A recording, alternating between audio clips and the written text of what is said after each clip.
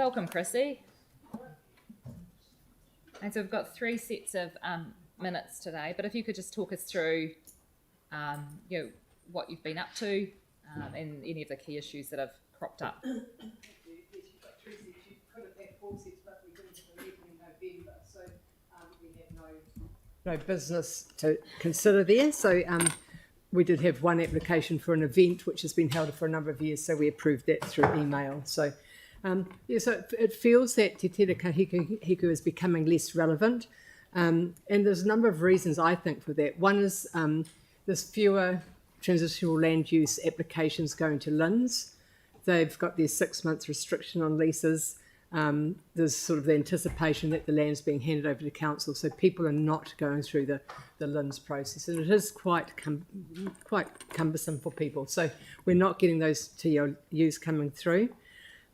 The second thing that, and I don't want this to sound like a criticism, it's just how the process is, but our group has also got the other red zones in its purview, and that includes South Shore, South New Brighton, and the Port Hills and Brooklands. And we'd really like to encourage activities and transitional uses in those areas, but now that council owns that land, the council processes have come in, and things like if people have got a proposal, does it fit in with what parks plans are and those kinds of things, which is good to do, but it means that we're almost again out of that loop, and especially on the Port Hills, where there seems to be a very long process going through to decide what happens to Port Hills land, where people are approaching me and talking about they'd like some land swaps and things like that. They've got projects. Again, those get referred back to council staff, and I lose track of where they are. And the third reason I think is with the potential for the co-governance entity, hopefully looking at Leanne here, hopefully to be set up by early next year in February, where I don't see TTK continuing in that role, whether there's some kind of advisory group that's going to be up to the report that comes in to you in December. But so we're sort of almost on our way out, but we also have very little coming through to us. The other thing that the area that we do have some mandate on is the funding, the Red Zone Transformational Use Fund. That's now down to 32,000 for the rest of the financial year.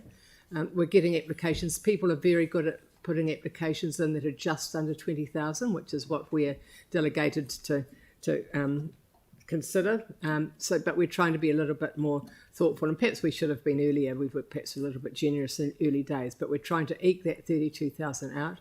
But I don't think it will last to the end of the financial year. So, and if we end in February, that I guess we need to think about some other kind of funding form. So you have the minutes and those comments from me. Happy to take questions, Madam Chair. That's great. Thank you very much. Do we have any questions from people?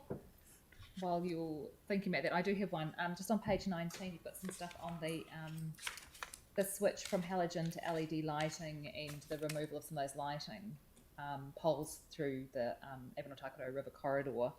Have you had an update on that? We haven't had an update. People's concern was around the night sky, the dark sky proposal that's in for the red zone. So trying to make sure that we're not doing something on one hand that's destroying an opportunity on the other. So I think there was some knowledge in the group, anecdotal or otherwise, about the different kinds of LED lighting that could be installed that would reduce that glare. So, but I don't know much about that. We haven't had a feedback because we haven't met since then. So okay, no, that's fine. We had some information a while back. But I'm not quite sure how up to date that is now as well. But we might get some information as well, because it's something that crops up with us a lot. So, questions for Chrissy on the minutes at this point? Yeah, I wanted to follow up on that. Could we sort of minute that we would like an update on it? Because the thing that concerned me was that I didn't realise that we were doing it, and there's a kind of a why.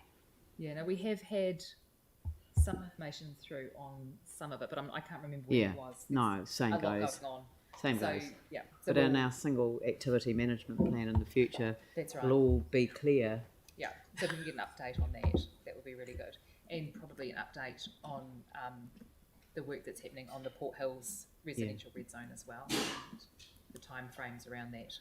Yeah, there are huge challenges up there, but thank you for, can I then say thank you for raising that issue, because I think the areas where land has been transferred and assumptions are made, and the 6-month issue with Lynn's, they're all sort of kind of combining to sort of militate against what we set you up to do. So yeah, we probably need to take that into account in proceeding with the next stage of the co-governance project. So Yeah, I think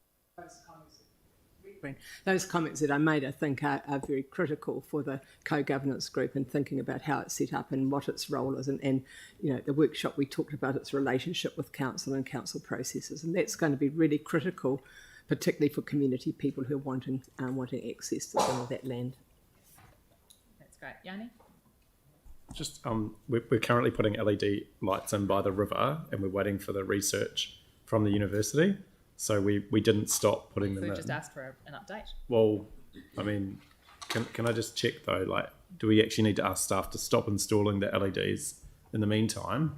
Because certainly places like the Apawa Heathcote, the LEDs are going in right by the river. No, it's not. But So Yanni, yep. So it's still got ecological values, so right? Yanni, without information, we're not able. So I just wondered, well, given that this committee has raised this concern, Yanni, without the information, we're not able to ask staff to stop work on something. So we're going to request the information. we've had the information repeatedly. Councillors know exactly what's happening with the LED light program, but I guess the choice is whether we want to do anything about it or not, based on the concern that's been raised. I can't see any harm in saying to staff, can we pause installing the LED lights in the meantime while we get the research and get the information back? Yeah. point of order, I'd like you to sort of rule on, and it's just ridiculous to even have to do it this way.